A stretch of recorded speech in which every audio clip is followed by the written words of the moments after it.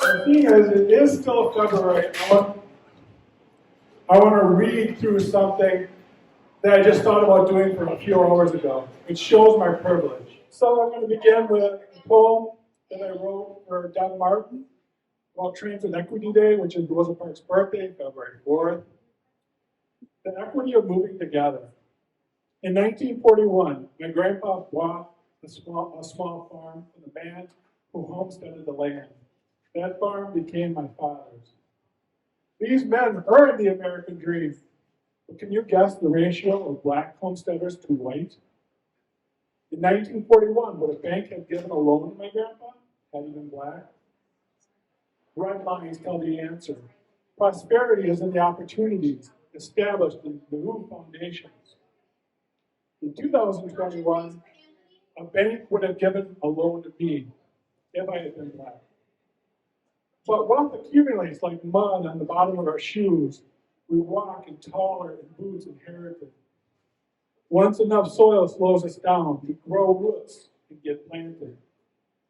Those forebears who walked the sidewalks of designated sidewalks wore boots that held no dirt, gathered no nutrients for future generations. Any dust off their boots was swept to the front of the bus. Today there are no signs on seats. From our tinted SUV windows, we find it hard to see the inequity of selected prosperity. But the first way out of poverty is the bus leaving the station. And with public transit, the great thing about it is we ride together.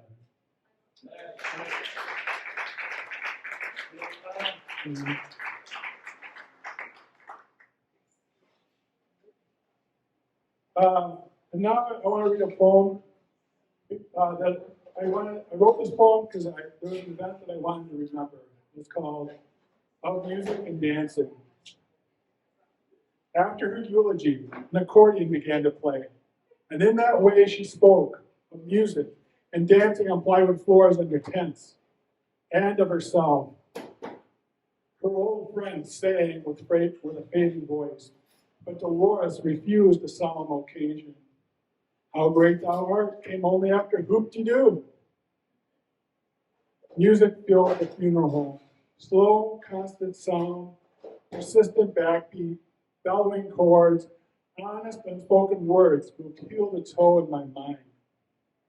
So, this was many years ago, but I went to a funeral that Linda, my wife, and I worked with at the Mercy Medical Center where we met. She was also related to a friend of ours. And the priest asked for people to stand and tell stories about Dolores. No one was brave enough to do so. And there was plenty of stories to tell about her. But I wasn't brave enough either. I had this urge to tell the story about how Dolores saw that the white shirts I wore for my uniform were coming apart at the seams, and she sewed them up for me. I did not tell that story because it was weird and embarrassing for me. But I regret not doing that. So Dolores had this festive funeral with polka music, and through this poem I could remember the experience and remind myself of how cool Dolores was, as well as pay tribute to her. Say something now when I should have said something then.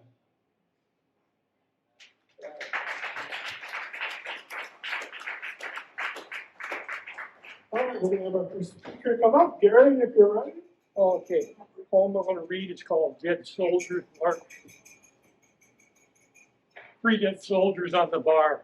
Kate Belts, excuse me, knocks another back.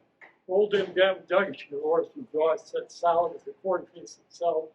A face worn by the rough weather, 50 bachelorite years.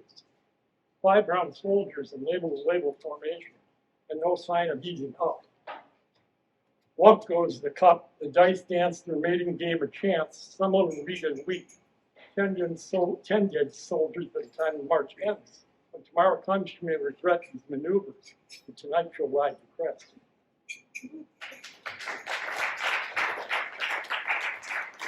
Something else is Non-Fiction Dog. There was a band called Non-Fiction Dog years ago in Polish. It was playing in a bar called Arbuckle. I saw that non-fiction dog. It's a big type poem or something. And then I was in a post office parking lot to see this huge Rottweiler, 160, 70 pounds, in the middle of a pickup truck. And it all kind of came together for me. Non-fiction dog, real as milk bone breath, big as an apple rooster, black as that stag, with a muzzle large enough to snap their forearm like a toothpick. Who regards passers-by for pickups at your post office parking with a stare that says, I can lick you, boy, easier than a first-class scam. Yes. Okay, this first poem I wrote after a family wedding. The wedding was good, the wedding was fine. We had some food, we had some wine. The bride was beautiful, the groom just smiled. They danced their dance, so meek and mild. Then the music changed, and they switched their moves. The place full of people were all in their grooves. The party went on till the wee hours of morn. We all showed at breakfast how much we were worn. So 2 days of feast means more days for recovery, and the bride and the groom need a week for discovery. The moral, it seems, is sad, but it's true. Our marriage is old, while theirs is brand new. And fun like that is for the young and hardy. But for people like us, well, we're too old to party.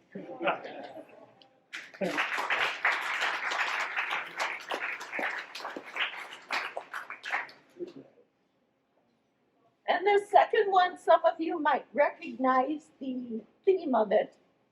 There was a poem called Howl.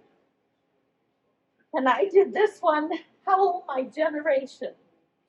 I saw the bravest of my generation lost by marching, yelling, dying, silencing themselves through the temporary looking for free love, burning, for troubled connection to the animation in the world, who marched and burned and yelled, sat up bewildered in the heavy darkness of life, floating across the season.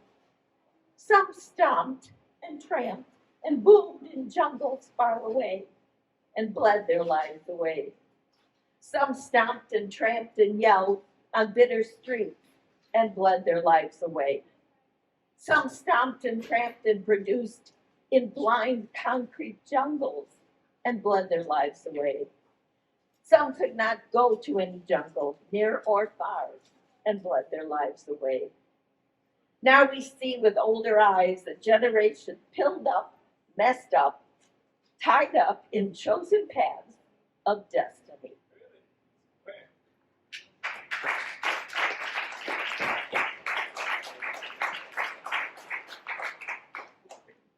And this one's a funny tribute to all the truck drivers in my life. It's called Snow Whacking. 'Twas crispy and the slicey road did scare and wimple all of us. The windy mountain-like blow-slide came tumbling like a blunderbuss. All slicey are the icicles that bar our way again. The flakelets surround us and overspruce the lane. Beware the jabberjack, my truck stop queen. The Roman hands, the Russian fingers. Beware the smart-talking cowpoker and snuggle his grimsome sidekicker. Use the haughtiest coffer to turntabulate them and send them off good to a 20, dither or when.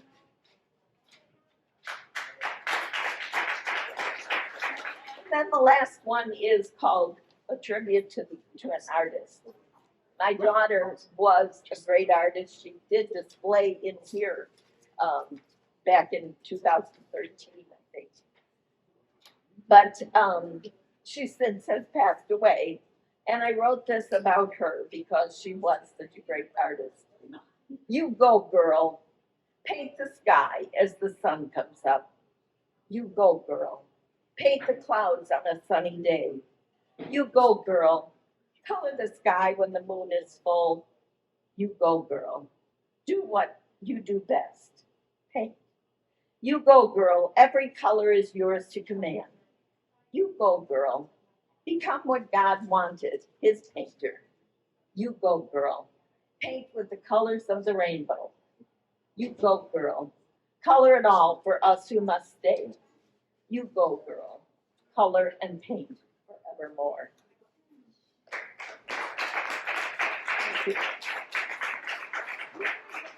I was hit by a car once. I didn't feel a thing. The wind left my lungs and I hit the ground with a sudden bang. I felt pain worse than this. I couldn't cry then, and I struggle to cry now. I've grown to realize that a broken heart never stops being broken, just like a broken arm never stops aching. You may have gone through the necessary means to put things back together, but truth is, nothing will ever be the same. The heart won't beat the same, the arm won't move the same, my life will never be the same. A fact I often struggle to come to terms with. I wanted, I needed, I should have had it, I even pleaded.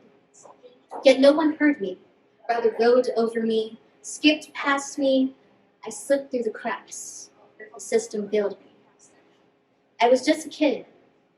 All of this inner child healing work doesn't work because I can't get my little girl to stop crying, stop whining, stop asking when her parents would be arriving. I'm 30 years old and I find it terrifying that I can't seem to stop the ache, stop the drip, stop jumping into every relationship that seems like I'm with my dad. Emotionally unavailable men gaslighting me, and when I ask why are we fighting again, I'm reminded of the same phrases back then. Quit your crying. I don't want to hear it. I'll give you a reason to cry. Go grab my belt. Because adding welts to my body never actually seemed to help. So I grew up hurting myself, learning new behaviors to eradicate myself from the face of the earth. I was hurt, alone, and searching for a place to find home. I can't express the loneliness that stretches on like oceans or pits.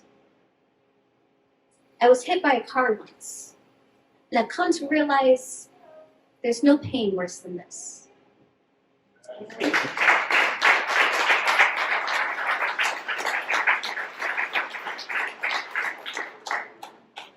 And this here's gonna be my last piece. You were my assassin. You were sent to kill me, but joke's on you because you missed. I'm laying here laughing, in fact to add, I'm weeping bitterly. You were sent here to kill me, and didn't end up killing me, merely stealing my joy, my childhood, the idea of a family, oh man.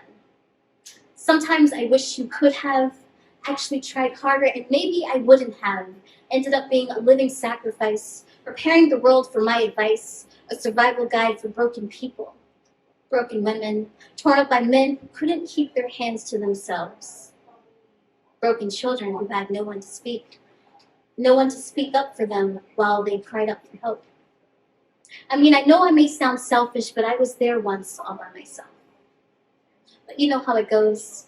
God's plan is never our plan, so I better fix my face. What the Lord has for you, no man or being can take it away. I need to live because he asked me to.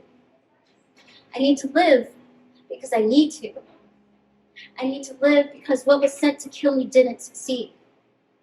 I was knocked down several times, but for some reason I won't die. I won't lay down on the ground and accept game over. You can choke me, beat me, try to take my last breath, and still I'll be breathing.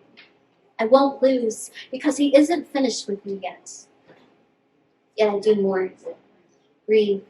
I find myself wondering why I had to bleed in order to be the woman I am today. I was a child back then.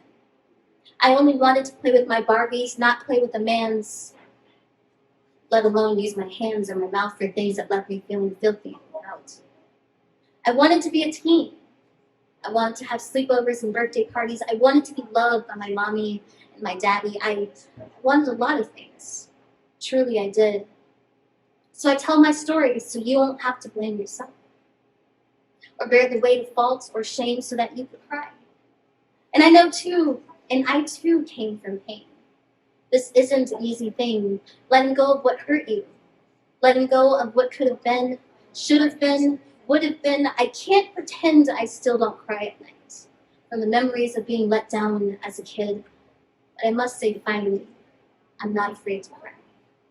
Finally, there's no one by my side telling me that only bitches cry. Man up and wipe those tears. I said, baby, it's okay to cry. Because letting go never comes with a manual. It may come as wet tears from your eyes or deep sighs as you release those parts of your life. It's dropping the weight you were never meant to carry. Letting go is freedom, not wrapped in a bow or a present, however a gift to your future self. The freedom to walk with your head held high, knowing that you did make it out.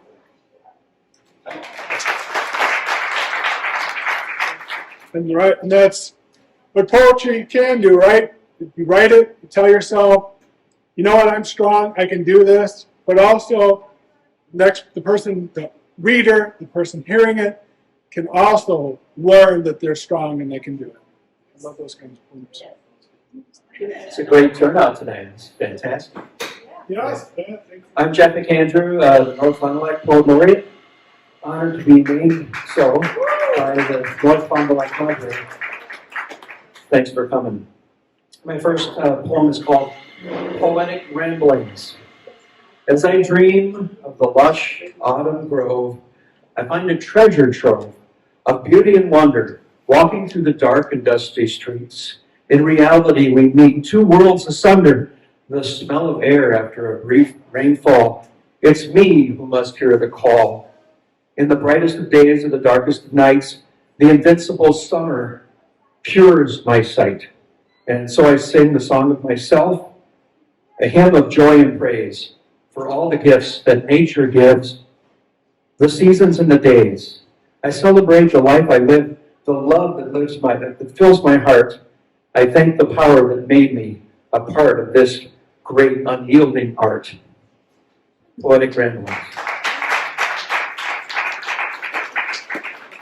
This is called the Other Side of Love, and this is going to become a song too, I think. The Other Side of Love. Wipe your tears clean. It's only a bad dream. It's something you can trust. It's the other side of love. You can trust it through and through. You know it to be true. It will make you laugh and cry, and you really don't know why.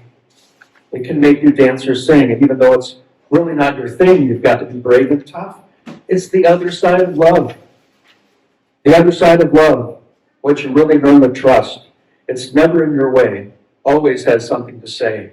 The other side of love, make your dreams come true. It's a matter of time, my friend, when you find it in the end. Wipe your tears clean. It's only a bad dream. It's something you can trust. It's the other side of love. It's the other side of love.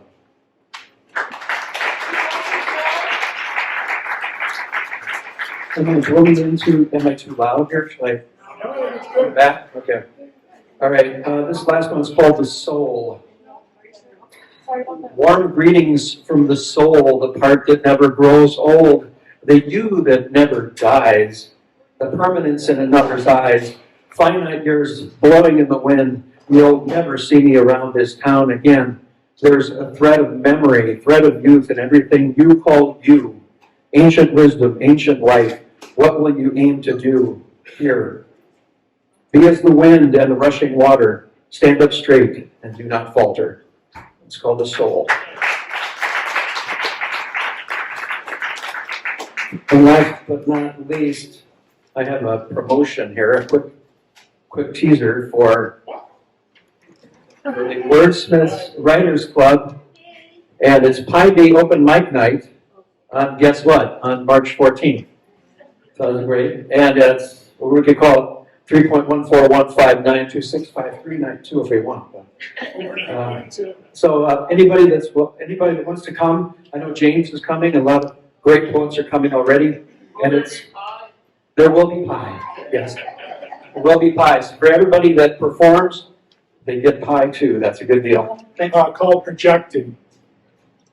In the world of now, childhood recorded in HD with details and colors full stage, the truth is not revealed. There's value in a musty screen unfurled, the burning dust of the bulb sharper than the color it projects. Click and whirl, the next image appears out of the haze of age. We comment and laugh over the forced air of the fan. And yet I ask, what is nostalgia over images of childhood? Is it the degree of separation or the time since we forgot who we were? There's something about the old-fashioned slide projector on that slide. Hi, I'm James. Is that loud? Really loud, right? All right. So I'm going to do two pieces. The first one's called Closer to the Street. Closer to the Street. Black top, precinct beat Braveheart. Devil dog bag behind on my back. Angel dusted vitamin B and imitation THC pocket candy wine raging in my back.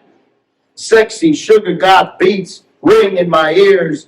Constant soprano shrill and tinny. And through candy sanitized vapor smoke, a kindred godfall clouds my eyes. Dropping wisdom as space junk floats in my tears. Here, standing, mirrored, I shout to conjure some misanthropic fueled rhetoric, insults I can throw back at the world I call you. And I drool, chewing on forage mint leaves, drinking hot water tea in a corner store bathroom while I pee and pray for something different, something I probably don't need, some fresh idea or conflicting way, antimatter for what is the matter with everything I see wrong with the way. For everything I have to take, for sporting my adrenaline-fueled, synapse-faced social views on my sleeve. It's true, I am alive, irreverent, over the edge and on the fringe of public death, energy massage the panhandle for truth, adjacent normal beside the rest. Patronize, pity, handle and exalt me while you watch me bleed. And I'll spit on the soil of your prejudiced land while you bump my fist, afraid all the time I'll steal your rings or the watch off your wrist, thinking you got over and up and that everything other than me is somehow better. Soup to nuts, A to Z, your society's beliefs. Our alphabets sport the same letters, yo, and it turns out you are the prisoner. Better and better and better all the time, never best, see? My body might be shaken, tired, soiled, and homeless, but my heart frequency, my aura essence, and my soul roam free. So I'll stay here in my place, vibrating there, without a home, and forever closer to the street. Thank you. All right, so I've been. Tom posted something after open mic that we did at Sheboygan last Friday. He said you got to take risks when you're doing poetry, and I took that as a challenge. And I had a thought driving home last week. I said about a mind with 4 personalities, right? And I was like, I'm gonna write a piece. I'm gonna put it to some music, and then I'm gonna do it. So I had like 6 days to put this together. I haven't done it live yet. Except for right now. So there's a little bit of music behind it, so bear with me. I'm trying to get it queued up. Maybe up a little bit. You were expecting hip-hop, right? Music or your voice? Well, music. Thank you. Yep. Most days now, mine plays in cryptic, frantic, and almost felonious fashion. White cake makeup hiding his face, body clad in knit matte black, head to toe shirt that slacks, bare arms and tattered boots stomping puddles while drowning in pools of born to lose. He dreams of Jimmy and Jack, but reeks of a cheaper grade of booze. And nothing he says would lead you to believe he can escape his box, those 4 sides, and leave. If only he had the choice to choose. There's a place inside where his past has been trained to hide. Repressed trauma, abuse, being told to pray away the gay, being told he can't because he's black, stuffing away unresolved personalities into frontal lobe cracks. keeping batshit crazy at bay. Oh, those concealed infections are hidden behind choreography, performance, artistic expression, one after the other, interactions aside his mind, adjacent complacence, locked in their own concepts of reality time. 8.1 billion people are living on this, the third stone from the sun, with as many as 1.5% or 121,500 of them suffering from dissociative identity disorder or DID, more commonly known as multiple personality disorder. Common symptoms include anxiety, depression, delusions, disorientation, memory loss, suicidal ideation, random thoughts of self-harm, violence, and substance use disorder. DID is usually the result of sexual or physical abuse during childhood. Sometimes it develops in response to a natural disaster or other traumatic events like combat, racial or gender discrimination, or even long bouts of imprisonment or confinement. The disorder is a way to distance or detach from trauma. It is a reaction, a distraction, a coping mechanism, managed madness internally refracted. While early age onset or abuse of abuse or trauma can predict a greater degree of disassociation, it can occur at any age. The average number of personalities for an individual diagnosed with DID is between 8 and 13. Although there have been recorded instances of over 100 personalities housed within a single individual. Mine has 4. Is crazy, cerebral, collusion, cubed, or multiplied, or squared. He's not even sure, but he really doesn't care what or why they all exist in there. See, mine doesn't ever talk to Clown. And Clown doesn't like to share with any of them. Mine likes Mike, but neither likes Cher. And Clown and Cher are never out at the same time, anytime or anywhere. So yeah, last week Mike got him thinking about what could have been, what should have been, and those never again decisions made in time, when the others were created or assimilated or installed to insulate mine. I am hollow, just a shell, he silently shouts, burned out, waving his hands through make-believe sulfur smoke like he's trying to catch a cab ride out of hell. He wants to be whole, but he fell in a hole, stuck in stasis, waiting for epiphany to play its role. Until then, he would just get by.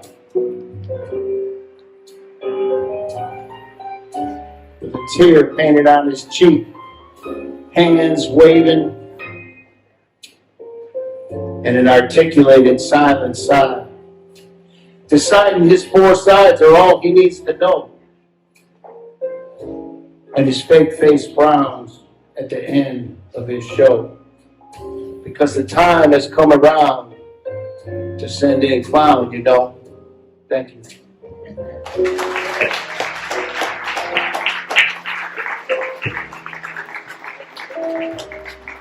I wrote this piece a while ago, and before I read it, I do want some trigger warning. I'm currently going through this situation.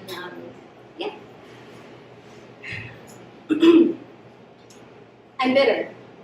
Not like a lemon or some other citrus. I'm bitter. Like the cold from the lakefront. I'm bitter like when someone loses a friend. I'm bitter.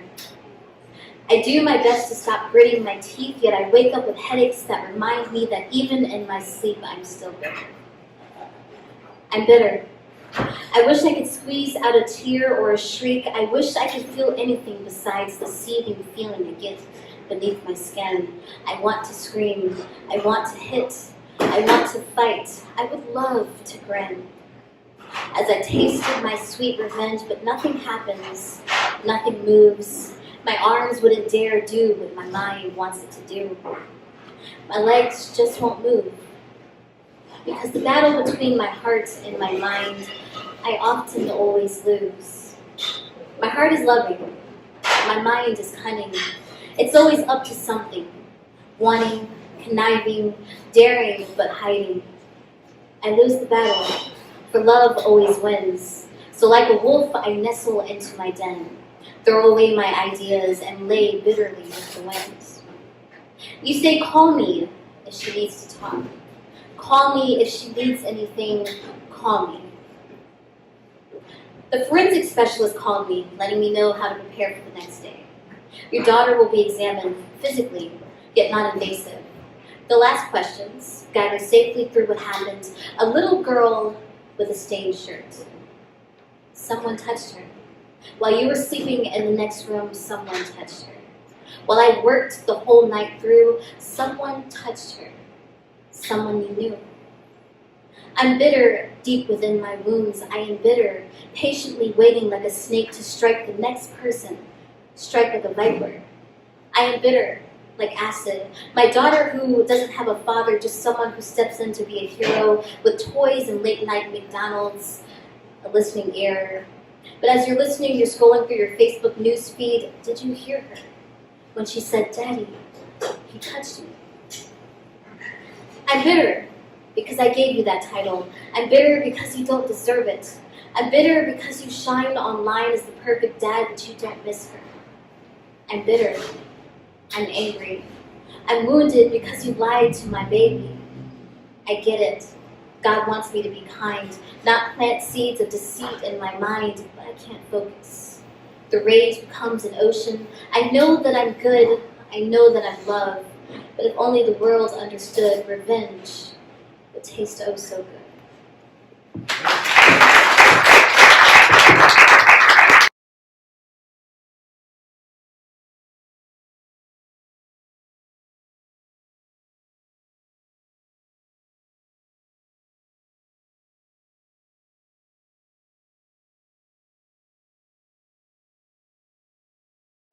I really wanted this to be a successful night, so I really appreciate everybody coming out and coming here. And luckily, the performers tonight really put on a great show. It was very powerful. Thank you.